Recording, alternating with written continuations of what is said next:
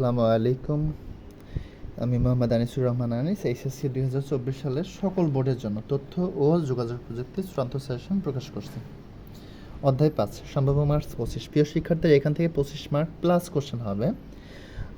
তোমরা যদি পঞ্চম অধ্যায় খুব ভালোভাবে পরীক্ষা দাও তাহলে অবশ্যই তোমরা আইসিডিতে এ প্লাস পাবা ইনশাল্লাহ। জ্ঞানমূলক প্রশ্ন: প্রোগ্রামের ভাষা কি, 4GL কি, যান্ত্রিক ভাষা কি, অ্যাসেম্বলি ভাষা কি, কম্পাইলার কি, ইন্টারপ্রেটার কি, অ্যাসেম্বলার কি, অ্যালগোরিদম কি, ফ্লোচার্ট কি, ডিবাগিং কি, ডেটা টাইপ কি, চলক কি, লুপ কি, অ্যারে কি, কিওয়ার্ড কি। প্রিয় শিক্ষার্থীরা, এই 15টি কোশ্চেন যদি তোমরা খুব ভালোভাবে পড়ো, মুখস্থ করো, তাহলে অবশ্যই এসএসসিতে কমন পড়বে এবং লিখতে পারবে। অনুধাবনমূলক কোশ্চেন: ইন্টারপ্রেটারের তুলনায় কম্পাইলার সুবিধাজনক কথাটি ব্যাখ্যা করো। অবশ্যই পড়তে হবে এবং গুরুত্বপূর্ণ কোশ্চেন। K++, O++কে ব্যাখ্যা করো। সি ও C++-এর মধ্যে ভিন্নতা কি ব্যাখ্যা করো। অনেক গুরুত্বপূর্ণ কোশ্চেন পড়তে হবে। math.h ফাইলটি ব্যাখ্যা করো। সি একটি কেস সেন্সিটিভ ভাষা, বুঝিয়ে লেখো। এই কোশ্চেনটি অনেকবার আসছে, আশা করি এবারও আসার মতো একটা কোশ্চেন, অবশ্যই পড়তে হবে।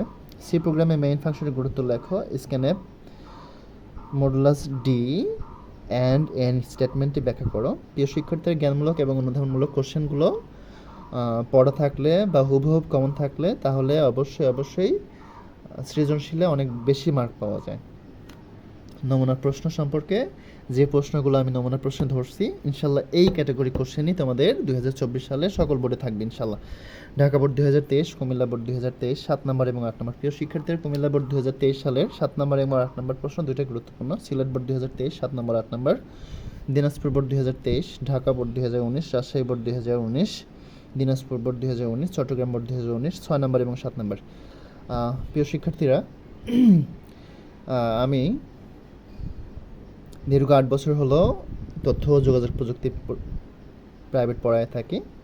আশা করি আমার সাজেশনটা ফলো করলে তোমাদের উপকার হবে।